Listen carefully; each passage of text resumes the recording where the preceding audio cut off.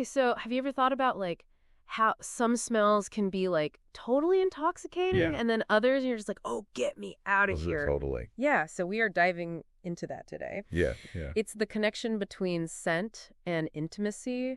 Yes. We're going beyond just, like the perfume counter and getting into Yes. natural body odor. Yes, absolutely. And to kind of guide this deep dive, we have a really interesting study.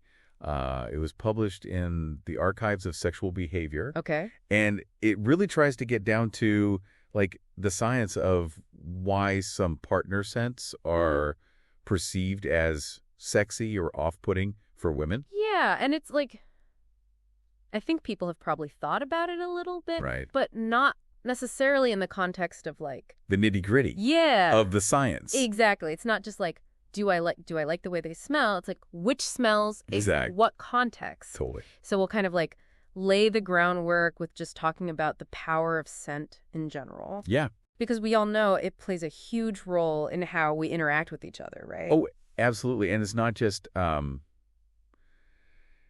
attraction or yeah. even bonding. There's even like subconsciously you pick up on someone's emotions. Oh, wow. Like whether they're fearful or happy through scent. Interesting. It's like this kind of secret communication system that we have.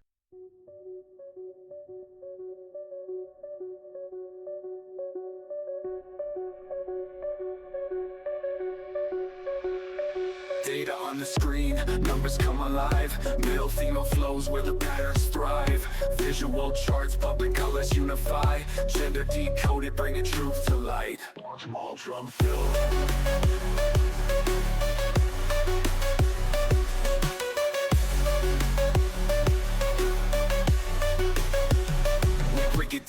We break it down, real talk. Trends unveiling, facts from every block. Here's your insight, watch the data glide. Gender decoded, let the beats collide.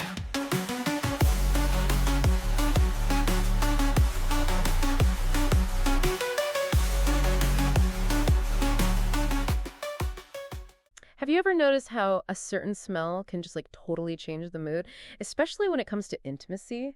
It's so crazy how something so basic can have such a strong effect. Yeah, it really is. And, it's not just about smelling good, in that like typical way. The study we're diving into today, it actually explored how women perceive their partner's scents. Okay, so we're talking more than just like someone's cologne, right? Exactly. Yeah, we're getting into the nitty-gritty, like natural body odor, sweat. Genital odor. Wow, okay. The researchers, they interviewed all sorts of women, single, partnered, all different experiences. They asked them about all these different scents, different situations. And get this, the same exact smell could be a total turn-on in one situation and then a complete turn-off in another. Like, crazy, right? Context is everything. That is wild. But before we get into all that, can you remind us like why smell is even important when it comes to attraction in the first place? And we're not just talking about like covering a bodo, right? Right, exactly. I mean, our sense of smell, it's basically wired to pick up on these super subtle cues about a person. Like, think about it. Genetic compatibility, someone's emotional state, even their health. It all matters into attraction, whether we realize it or not. So like I've heard that like we're drawn to people whose immune systems are different from our own. Is that part of what our noses are figuring out? Yeah, that's one theory out there. And it goes beyond just genetics, too. Studies have shown that we can actually smell things like fear or stress, even happiness in other people. Oh, wow. It's like our noses are giving us this whole other layer of info about someone, especially like a potential partner. That's pretty amazing. But I have to admit, I'm kind of more curious about what the study found about the, shall we say, less conventional smells. You mentioned natural body odor, sweat. You even said genital odor. Like, what exactly did they look at? Yeah, so they covered a really wide range. Natural body odor, sweat, genital odor, semen odor. And then to compare, they also asked about cologne, shower gel, even laundry detergent. Oh, interesting. They wanted to see how women responded to, both the natural smells and the smells that we kind of associate with, hygiene, grooming, all that. So that's like a pretty big spectrum. I'm guessing they got like a lot of different reactions from the women. Oh, you guessed it, for sure. Some scents were associated with like arousal, comfort, while others were just like met with disgust, It really highlighted how individual, like, smell and attraction really are. But here's the thing. Here's the really interesting part, okay? The study found that, like, how these women perceive these scents, it can totally change depending on the situation. Like, context plays a huge role. Okay, see, now we're getting to the good stuff. Give me an example. How does the context change things? Okay, so let's take, like, genital odor, for example. Some of the women were, like, totally turned off by it in everyday life, but then during sex. Completely different story. They thought it was totally acceptable, even arousing. So it's not just about the smell itself, but about the situation and what our brains, like, associate with it. Exactly. You got it. Our brains, they're always taking in info, right, from our senses and our surroundings. So the way we perceive a smell could, like, totally be different depending on how we're feeling and just, the context of everything. That makes total sense. Like, I mean, think about it. The smell of sweat after a workout, that might be considered kind of sexy, right? But sweat after, like, a long day of work? Probably not so much. Yeah, exactly. It's all about what we associate with the smell. And there's actually some evidence out there that sexual arousal can, like, actually dampen our disgust response. It's like our brain is choosing to prioritize different info, depending on what's happening. So we might actually be more tolerant of certain smells when we're aroused, even if we'd, like, normally be bothered by them. Yeah, it seems like that's the case. It makes you wonder about, like, the whole evolutionary reason behind that shift.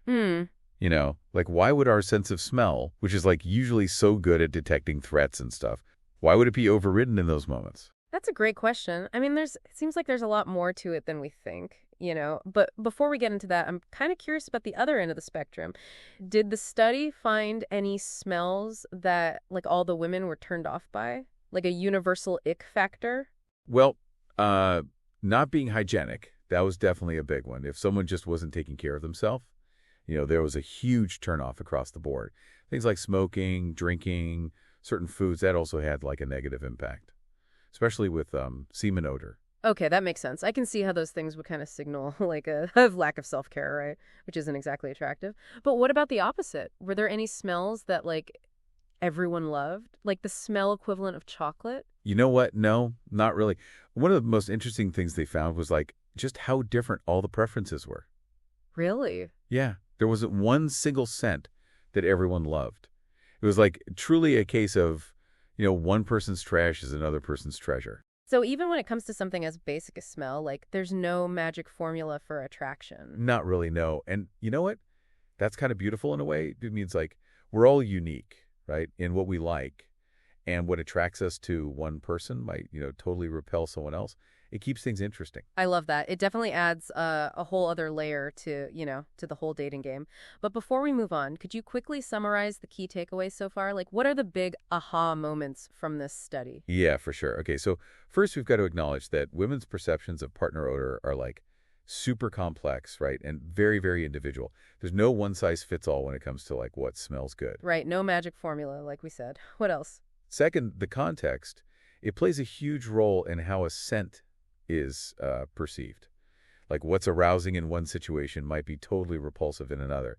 Remember that example with genital odor? Yeah, I got it. Context is key. And finally, things like hygiene and diet, they have a big impact. So, guys, take note. Exactly. Taking care of yourself, it matters. Right. Not just for your health, but for, other reasons too.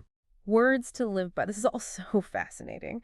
We're going to take a quick break, but when we come back, I want to dig a little deeper. Like, what does all this mean for our relationships? How can we use this knowledge, to maybe improve our love lives? Stick around. We'll be right back. It really is amazing, though, right? Like, how these basic smells can, like, really affect our relationships. I know. It makes you think, like, when we talked about how being aroused changes how we, smell things, it's like there's this whole other side to intimacy that we don't even realize is there. So how do we, like, actually use this info? What does it mean for our relationship? Well, I think one of the biggest takeaways is how important communication is. We often just assume, like, our partner knows what we're into, what we don't like. But this study shows that, what smells good or bad to us, it's really personal. Yeah. And when you're dealing with something as subjective as smell, like, just being upfront about what you like can make a huge difference, I think. So you're saying, like, we should actually be talking to our partners about, about body odor and stuff? I don't know. That seems like it could be a little awkward. It might feel weird at first, for sure, but those conversations could be like really valuable, you know?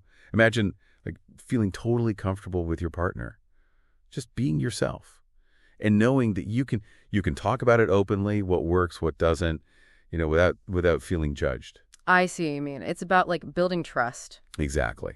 Yeah, and it's not just about, you know, avoiding the bad stuff, you know, like once you understand what your partner finds arousing, you can actually use that to like really boost your intimacy. Okay, see, that's definitely more appealing. So, so how do we actually like put that into practice? Think about it like this. Okay, if your partner loves, you know, how you smell after the gym, you know, maybe suggest a gym date and then some, you know, quality time after. Or if they're like really sensitive to cologne, maybe go for a more natural scent, you know, or just skip it all together on date night. Just, you know, just being mindful. So it's about paying attention and being willing to adapt. Exactly. And remember, too, these preferences, they can change, right? Like what might have been a turn on, you know, when you first start dating might not be later on or the other way around. So just keeping those lines of communication open, it's really key, you know. It's an ongoing thing. This is making me think about like all those articles you see about pheromones and how they're supposed to like make people more attracted to you. Is there any truth to that? Does this study like support that at all? You know, that's a really good question. And to be honest, scientists are still trying to figure out like exactly how pheromones work when it comes to humans. This specific study, it didn't focus on them really, but it definitely supports the idea that our sense of smell, it plays a huge role in attraction. So maybe those pheromone perfumes you see, maybe they're not total BS after all. Well, the jury's still out on that one, but I think what this research shows is that understanding our own, you know, natural sense and how they affect our partners, that can be like a real tool for building intimacy. This whole conversation has like really made me realize how much I just like take my sense of smell for granted. You know, it's like this whole other way of communicating that we don't really talk about it. Yeah, for sure. And it's not, you know, it's not just about like romantic relationships either, right? Think about like the smell of your child at home or the scent of, I don't know, a certain flower that like brings back a happy memory, right? Smell it's so connected to our emotions and our experiences. It's like a time machine for our senses. It makes me wonder if there's a connection between our sense of smell and like those times when you just suddenly feel ick about someone. Could it be our body's way of like telling us something's not right, even if we haven't, you know, consciously figured it out yet? That's really interesting. And you know, there's actually research that supports that. Our sense of smell, it's very closely linked to the part of our brain that processes emotions, including disgust. So it's totally possible that when we have that sudden aversion, it's our sense of smell picking up on something that our conscious mind hasn't caught on to yet. It's like a subconscious warning system. That's kind of wild. But it also makes me wonder if our sense of smell is that powerful, can we actually train it to like certain smells, even if we didn't like them at first? Oh yeah, that's a fascinating question, and there is some evidence that that we can actually change our preferences, you know, through repeated exposure. It's like, you know, developing a taste for a certain food that you didn't like before. And maybe those couples who are like, oh, I love my partner's natural scent, maybe they've just gotten used to it over time. It's definitely possible. But, you know, we got to remember, too, that everyone is wired differently. Some people are just naturally more sensitive to certain smells than others. And there's no right or wrong answer when it comes to what you personally like. Right. It goes back to how everyone's different, like we said. So we've covered a lot. We've talked about the science, like the practical stuff, even how to retrain our noses. Yeah, you know, I've just scratched the surface, really. There's so much way to learn about scent and intimacy. I know.